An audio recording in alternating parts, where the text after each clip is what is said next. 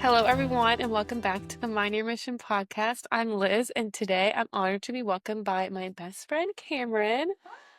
I met her here in Virginia Beach. We moved here this summer, and I feel like we became super close really quick and just really hit it off and have bonded ever since. And she's in law school here, so I've gotten to learn a lot about law school and all that. And it kind of goes into a little bit about what we're talking about today. But before we get into that, you just want to introduce yourself a little bit. Tell a little bit about yourself. Oh, great. Okay. We didn't like prep anything, so. Okay. My name is Cameron. I am originally from Virginia, but I grew up moving state to state like every couple years. So I've lived all over the place with my parents and my three siblings. Then when I went off to college, I ran cross country and track, studied political science and history. I met my husband there. We graduated together, got married, and then moved back to Virginia to go to law school together. And now we are about to graduate. We're like a month out from graduation. And then we'll be moving back to South Carolina away from Liz, which is so sad. But yes. Good. Yeah, it's a good synopsis, I would say. Thanks for sharing. I know you spoke at the National Institute of Family Life Advocates conference. So I just wanted to talk a little bit about your passion for things like that, where that came from, and how the conference went, and how it kind of like lit a fire inside you. I know we kind of like talked about it a little bit, but Yes. Okay, I think it would make the most sense to tell like my testimony. That is like the catalyst for why I've gotten into some of this work, why I feel passionately about it. And I don't think I've ever actually told you the full story. maybe on the drive to Richmond. Maybe. Maybe there's Yeah, more. yeah. So, okay. So starts with my talking about my parents. So my mom and dad grew up in this like tiny little town just outside of Richmond, and their whole families lived there. Like everyone, all of the grandparents, aunts, uncles, cousins, like everybody is there. And it is like really tiny, so everybody knows each other. And so my parents knew each other most of their lives, but in high school, this is my like favorite story that my mom tells about my dad. But in high school, there was one day that he came to school and he had like gotten, I think his grandpa had taken him and he had like gotten a whole new wardrobe, like a nice button down khakis, like he like just dressed nice or Finn. Finn's joining us. And like a new cologne or something. And my mom walked past him in the hallway and like noticed him for the first time. And she was like, "Oh my gosh, you look nice today."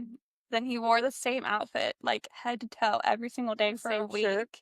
Same out, like same pants, Same same shirt. Cause he was like, "I can't believe she said hi to me." Anyways, so that's kind of cute. That was like their first, somewhat interested interaction. But anyway, they started dating, they were like 15 or 16, and they were dated all through high school.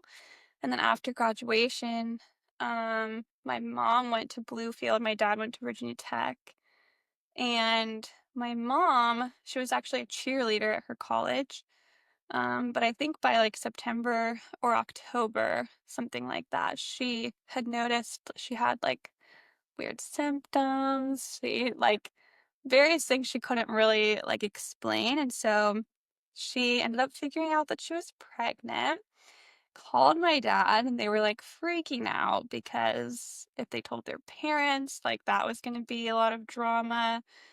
And again, like they had been like this golden couple, like top of their class, like everybody knew them, everybody knew their families, like it would have been this huge, huge ordeal. And so I think they didn't they didn't want to have to tell anybody.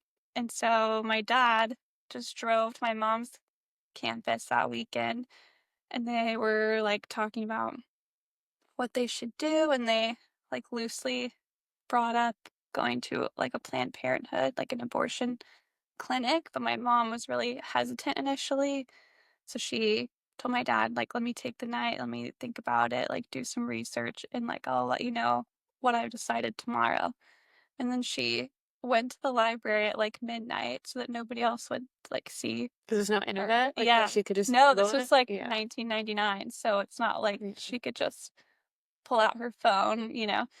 So she went to the library and I think her big holdup and the way she explains it to me is like she didn't want to do something that would cause the baby any pain.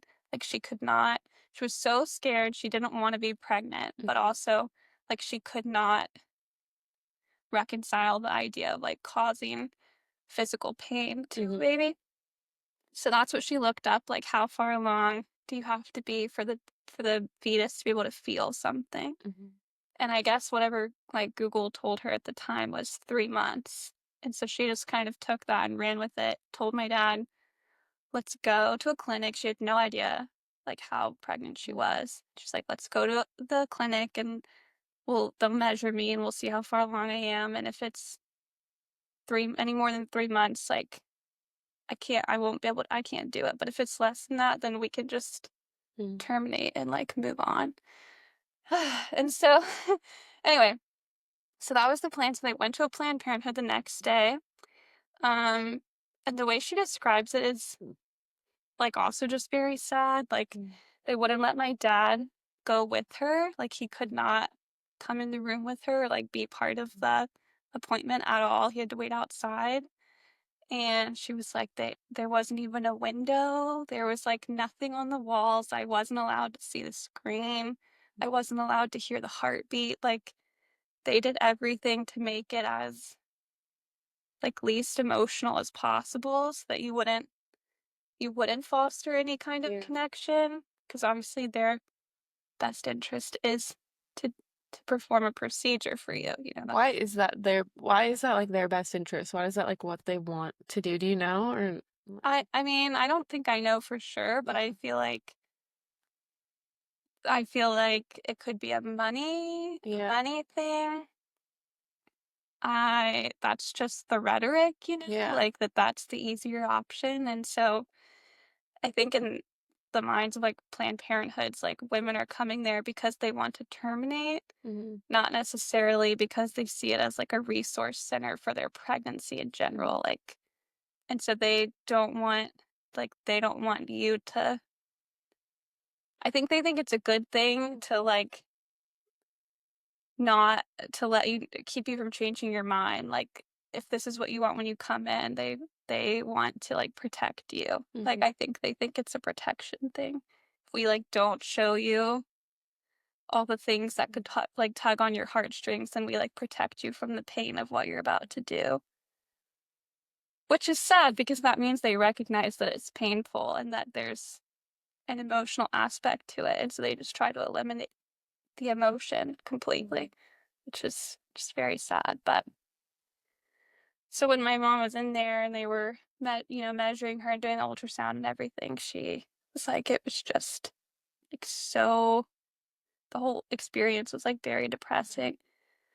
And she said, okay, like I'll just wait and see what they say, but like I am not feeling good about this. Like I don't want to have to do this, but I already said like I'd already drawn this line, this like 3-month mark. So it'll depend on, I guess, what they say. And then the nurse came back in and told my mom that she was measuring exactly 3 months to the day, like to the day, verbatim. That's exactly how she said it. And so my mom's like, okay, I won't do it.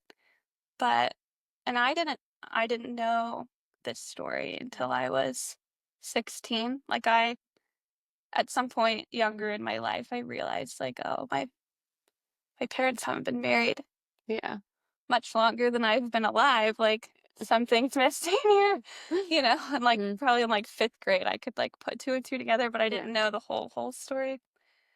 But when my mom told me, explained all of it, I really felt like it was emotional for me because I was like, that is like the Lord looking down and being like, for my mom's sake, like, no, I have a plan for you, for my mom, but also like for me as the baby. Like, no, she's supposed to be here. Like, I have a reason that this happened, and like, I'm gonna like step in and protect my life, even with this like kind of arbitrary line that my mom had made. Like, he used that in such a, I feel like, supernatural way because it was like to the day. Like that is one of those times where it's like, this is not a coincidence. Like this is the Lord moving because it's too Mm-hmm. personal for it to not point to the Lord. So anyway, so I feel like that is, and this is always how I tell it to people, like I feel like that's the start of my own testimony because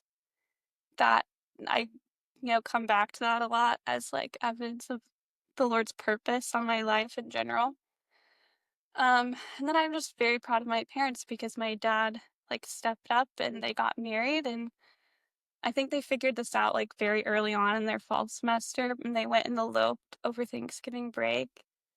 And then my mom finished the semester and then she dropped out of college and moved in with my dad at his college.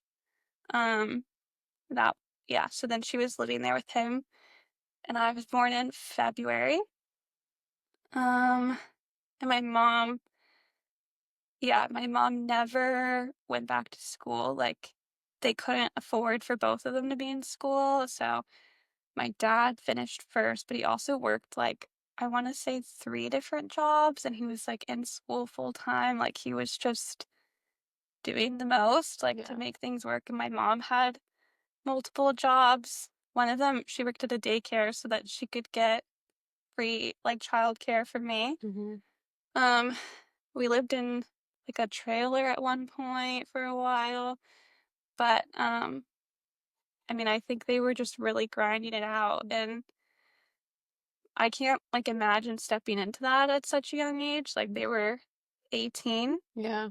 freshmen in college. When I think about my freshman year of college, like I don't know how they yeah, it's just a like a testament to their character, and especially I think we talk about like moms a lot when we're talking about things like this. Like so brave of my mom. Like I have so much respect for her, but also my dad for like not he could he could have walked away, like a lot of dads do that in situations like this, unfortunately.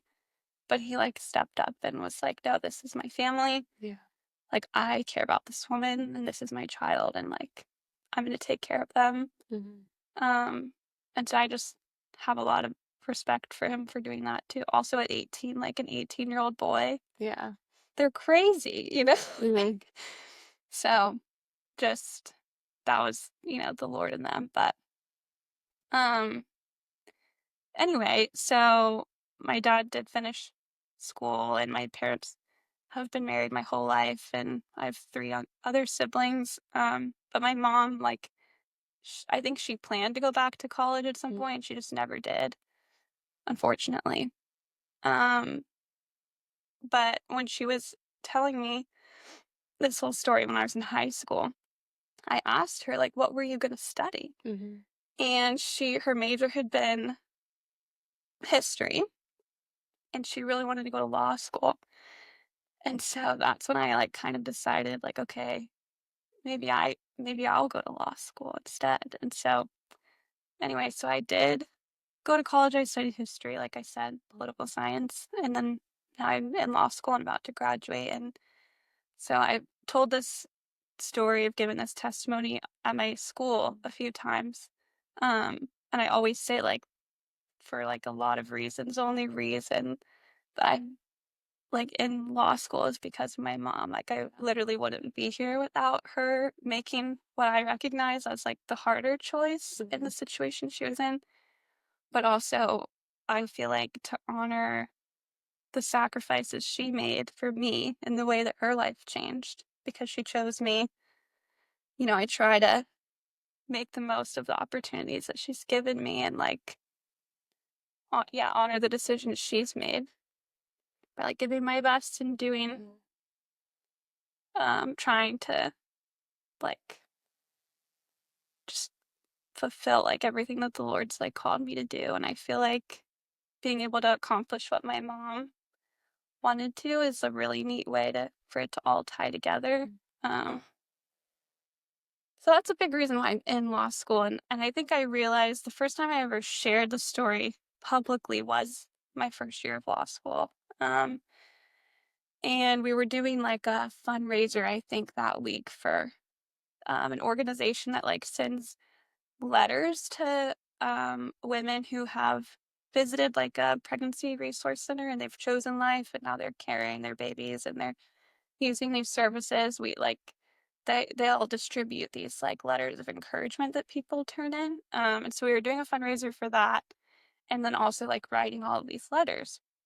And I noticed that like no one was doing it. We had like a table set up at the school for like a whole week, and you could come and sit down and like write letters and submit them into this little box, and like no one was doing it. And then I Yeah. thought, man, like something I've thought about my whole life is like how my mom felt when she was going through what she was going through. Like, because she's so young, she is my best friend. And I often just, it makes me so sad when I think about how much she probably was struggling. And I like wish in some way that I could go back and like be there for her the way that I would have wanted someone to be there for her. And so when we were doing this little fundraiser thing, I was thinking about, the women that were receiving these letters, and I was like, this is like my mom. These women are exactly like my mom. And so when I was writing them, I was like, I'm going to say everything I wish someone would have said to my mom. Yeah. And I felt like I could write from the perspective of their baby. And so that's what I was doing. I was writing these letters, and I was like, my mom has the same story as you. And like, I think so highly of her because of it. Like, I love her even more because I know how much she must have loved me, like, Yeah. to do what she did. And like, your baby's gonna grow up to like love Mm. and respect you and like feel honored that this is their story. Yeah. Like, you know. And I was so upset that no one else was writing these letters. I was like, I don't feel like people understand Yeah. like the gravity of what this is. And so I went around to classes and I shared my story for the first time. And I just basically was like pleading with people, like, now that you've heard my story, like, think of my mom Yeah. and then go write like you're writing to my mom, because that's what I'm doing. Like, think about that. And this is like, actually, this is a big deal. Yeah. And we got more letters that year than they've ever had for that particular fundraising event that they do. And it was just really impactful. And I had a few people come up to me and share, like, oh, I have a similar story with my mom and I've never talked about it. Like, thank you for talking about it. Or I even had, I think, two people come up to me who they themselves had like struggled with possibly getting an abortion and had decided not to. And they were like, this is like deeply encouraging to me. And so I just recognized that my perspective as the baby that came out of the abortion situation is very unique. It's like not a perspective that a lot of people can have, Yeah. and you just don't hear from like the baby often. You hear from like moms who have chosen life or moms who have not chosen life. You hear from doctors and like politicians and like influencers or whatever, but nobody's like, hi, I was the baby. Yeah. This is what I think about it. And so I think I just recognized, and I felt like a very deep calling at that point in my life that like I needed to keep talking about it. Yeah. Um, and I had a professor who took note of my story that week, and she had asked me to come and share it at a couple other things at school, like throughout the years. And then she approached me with this research project. Um, and she wanted to write a paper, and then she had a conference to speak at. She asked me if I would do it, if I would write the paper, and then if I would come with her and potentially speak at this conference. And so I said yes. I was scared, but I was like, this is like exactly exactly the kind of thing that I feel like the Lord's telling me to do more of. So I'm gonna do it, even though this is like a lot of work and Yeah. I don't know what I'm doing. How many people were there? Um, I think it was like she told me 200. I think Yeah. it was actually more than that. Yeah. It was a huge room, so it didn't feel too overwhelming, but there was, yeah, a few hundred people. So that's how that came about. Mhm. That's like the background of all of that. Sorry, that was a lot. No, it's so But yeah. good. Thank you for like being vulnerable and sharing your story because I feel like there's so much talk back and forth, but no like pro-choice person is gonna look you in your eyes and be like, you shouldn't be here. You know what I Exactly. mean? That's what I feel like the pro-choice side does try to use, they try to make an emotional appeal a Mhm. lot. They try to bring like women's stories to the forefront to pull on your heart. Like Yeah. women who maybe had some sort of medical condition or who are like, my life would have been over, if I had had this baby, and here's all the reasons why. Like, they really try to do that. Mhm. That's like a rhetoric they use often. And I don't feel like the pro life side of the debate appeals to the emotion with people Yeah. as often. Like, and if they do, it's with moms, Yeah. which is so fair. Mm. But I'm like, this is like an untapped tool because Yeah.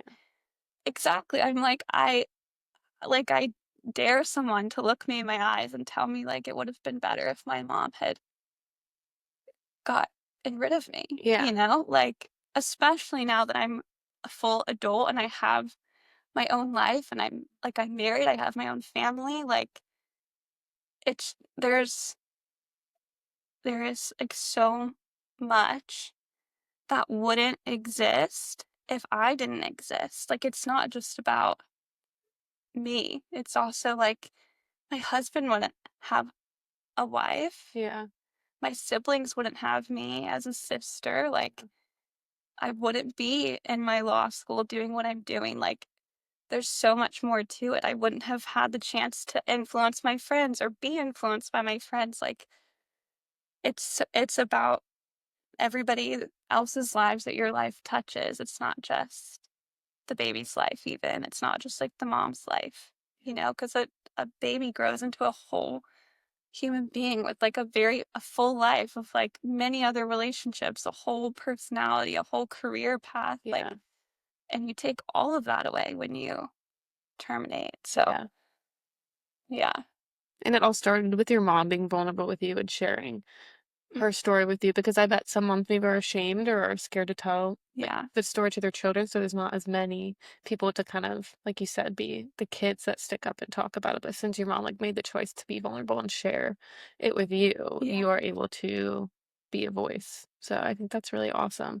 Yeah. Can you talk a little bit more about some interesting things you've shared at the conference? We don't have to get into like the nitty-gritty, but I don't know if there's anything like in your research that you found Oh that yeah. would be worth sharing?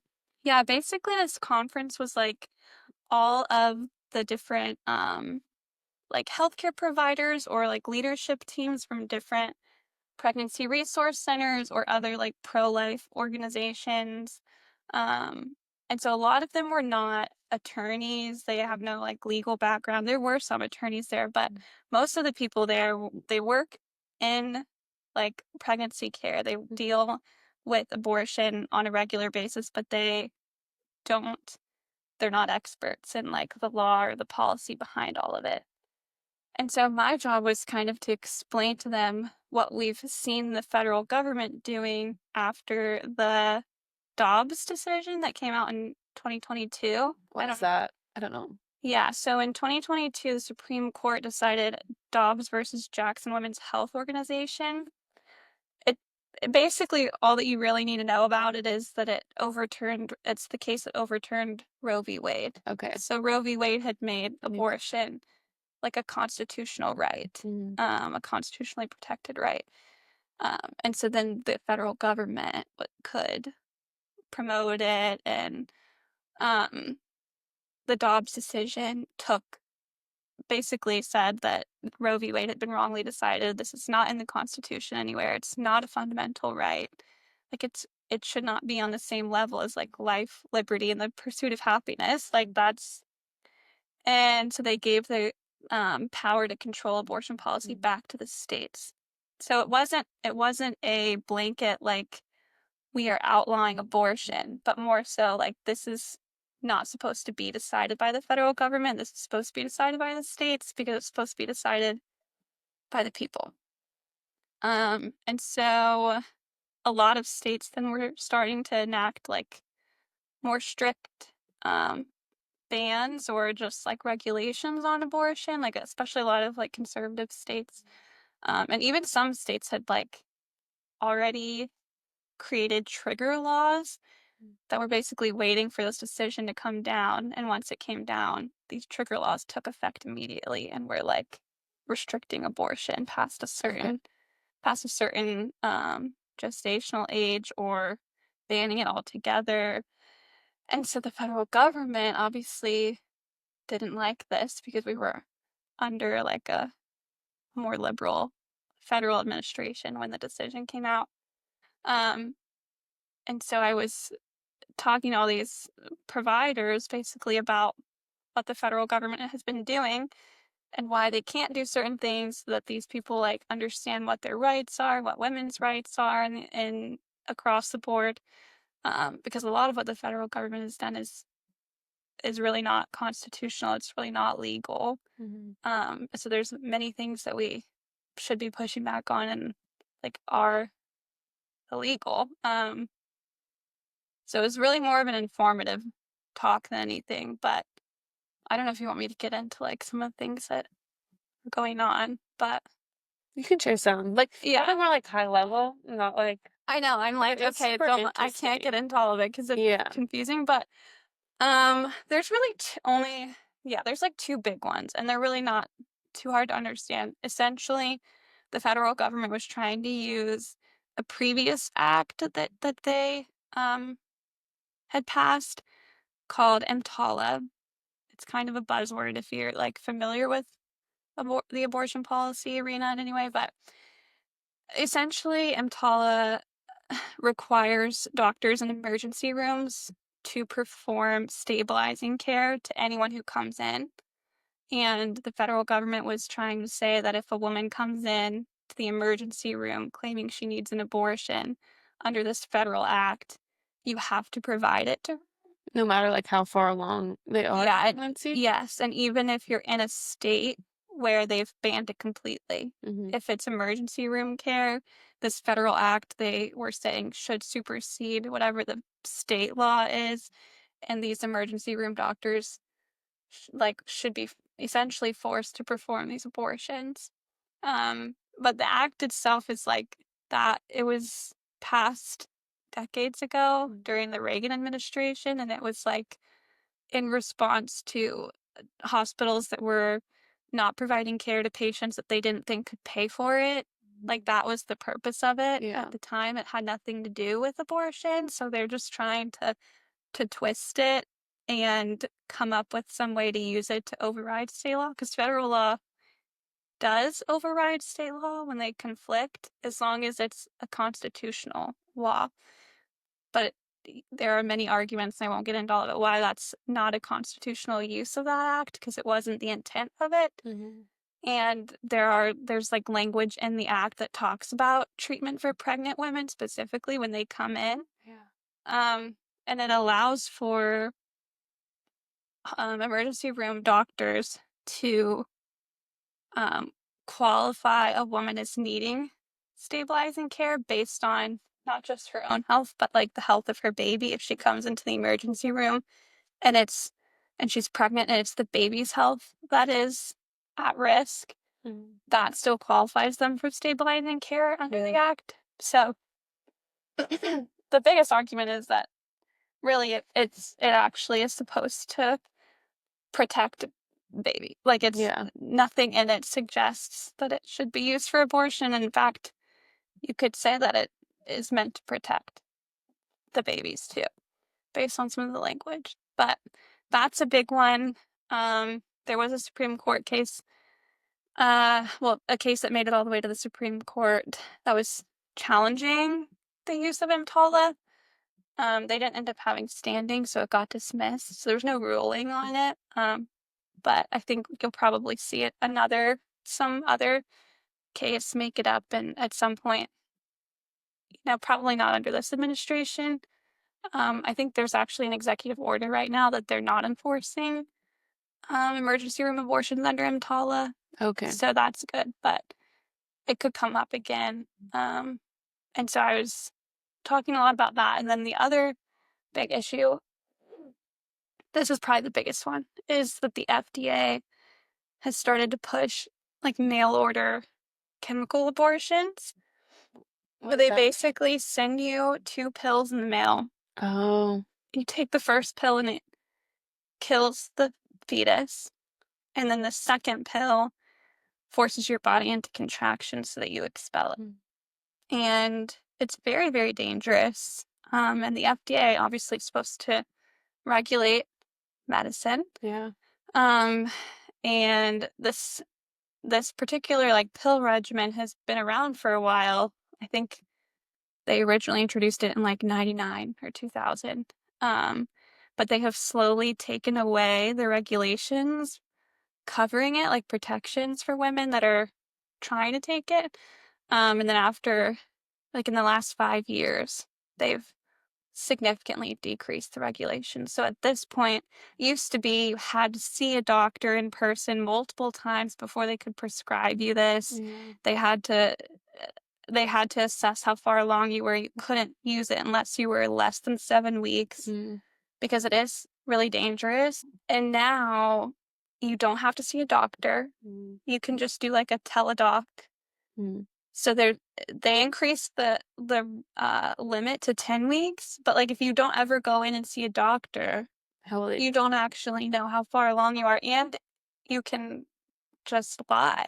Like you can just, if you're really scared and you know that you're like 20 weeks or something and you don't know anything about the risks of this medicine and nobody's talking to you about the risks of this medicine and you don't have to see a doctor, you can just do the little teledoc chat, tell them you want this, they prescribe to you, go pick it up. It's so dangerous because now we've seen women like showing up to the hospital and they're just losing massive amounts of blood from taking this pill. Are these women who are later on, like in their pregnancies, or they? Yeah, I mean, I think the farther along you are, the greater risk you have. So I think we just recently a woman actually passed away, and of course they're arguing that it wasn't because of that, but she came into the emergency room after bleeding because of this pill. And then she got like a terrible, and I think she had sepsis or something. Oh, yeah. I might be fudging the story a little bit, but there's just a lot of that, like severe infection. A lot of women are ending up in the emergency room. It's just not a safe regimen. And so it makes you question, like, why are we pushing for less regulation on this when statistics show that this is just, it's making it increasingly more dangerous. Like the emphasis is then obviously not on health and safety of the woman. It's an agenda of we just want abortion to be accessible. It's this push for abortion. It's like not about the women.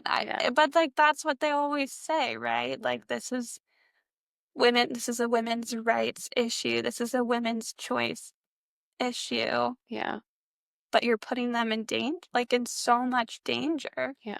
Obviously that's not what you're motivated by when you're making these decisions. And there's all of these, you can get into all the legal like semantics of it, and it's like there are procedures you're supposed to follow if you're going to deregulate something. The FDA is not following them. You know, there's all of these issues, but there is an abortion pill reversal medicine. And so a lot of pregnancy resource centers will educate women on this. So if somebody comes in and they've taken the first pill of the 2-pill series, there's a different second pill that they can take to try to save the baby. And it's just progesterone. It's basically like a really intense progesterone spike. So does the medicine before that, is that kind of eliminate progesterone then so that the baby would, because I know. I think so. Okay. Yeah. Because I know pregnancy, you need progesterone to have a healthy pregnancy. So if you take that away, that would make sense. Exactly. And that's like theoretically how the baby then passes away. So if you can get this other pill in and get their progesterone back up really quick, then you can potentially save the baby. But the government has tried to like shut down like centers that are advocating for this, or like tell them like if you're going to advertise this, like you have to also advertise the pill itself, and you need to advertise where they can get abortion procedures and all these things. And they've like consistently lost cases about this. Like pregnancy resource centers are protected under like religious exemptions. Like they're allowed to talk about, only pregnancy care, not push anything regarding abortion. Like they're protected and allowed to do that. So we talked a lot about that at the conference too. But yeah, it's there a lot of times like these cases where they're challenging these centers about the abortion pill reversal, they're like, this is dangerous. Like, this isn't a super regulated medicine. Like, you shouldn't be pushing this on women. Like, they don't understand the risks. And it's just so crazy to me because that's exactly what is happening with the abortion pill itself. And the reversal pill is just progesterone. Like, doctors have been prescribing progesterone to women who are pregnant forever. Like, this is a common thing. Not everybody makes enough progesterone. Like, that is a common thing that happens, and you just take a progesterone pill. Like, this is not anything crazy. It's actually not even anything new. So again, it's like, obviously you're not motivated by protecting women. You mentioned about resource pregnancy centers and the good that they can do in supporting women for different things. Like it's different than Planned Parenthood because they're trying to support women to choose life. And I have a couple friends at our church who work there actually, and there is a walk for life. When this comes out, it'll be this Saturday that after this comes out. So I'll have the link down below if you want to donate to either of us. You can like search our names in the donate thing, and all of the proceeds will go to the crisis pregnancy center that's here where we live. And so we're doing that. It's like a walk for life. So I'll put the link down below if you're interested in donating. I have one last question before we finish up the podcast that we ask all the guests we have on. And the specific one I have for you today is how can we mind our mission in supporting families to choose life? I think that as Christians, we have to be willing to jump in to the issue in general because it is controversial. And I feel like I myself was nervous to talk about it, be to advocate out loud and like publicly talk about my feelings on the issue. And I think it's really important to get involved in like spaces like this and not be shy about, promoting like a biblical understanding of these kinds of issues. I think a lot of people are scared to do it. And I think that's how the other side wins. I think that's like what Satan tries to do is like silence silence us with shame. And I think letting it be emotional, like getting involved in it, um doing your research, like understanding what's going on and like letting it break your heart because it is heartbreaking. I think that it breaks the Lord's heart when he designs a life and then someone terminates it. Like that's not his design. And I think it should move us deeply to do anything about it. I mean, there's so many options to get involved, but I think step one is not running away from the issue because it's hard, because it's emotional, because that you will probably get backlash for your opinion. And yeah, I think that's step one. And then, there's resource centers like all over the place. They're in all various states. You can find them really easily and they all need help. Like they all need volunteers. They need supplies donated. Like they need people to throw baby showers and for these women and to bring meals to these women. And a lot of them lack support. And I think if we're supposed to be treating each other as like brothers and sisters and as like a family of God, like we can step in and fill these needs for people and fill in the gaps and make sure that everybody has someone who feels like they have someone who cares, who wants to love them deeply, who wants to love their baby, supports their family, supports the father, etc. So I think that's my answer. So good. Thank you so much for sharing. Do you want to tell listeners where they can find you? I know you like post a little bit on Instagram, and we'll have the link down below. Oh, yeah, I do have Instagram. It's Mhm. Kamryn.Goodwyn. You can put it in the thing or Yeah, whatever. I'll have it Um, linked. But yeah.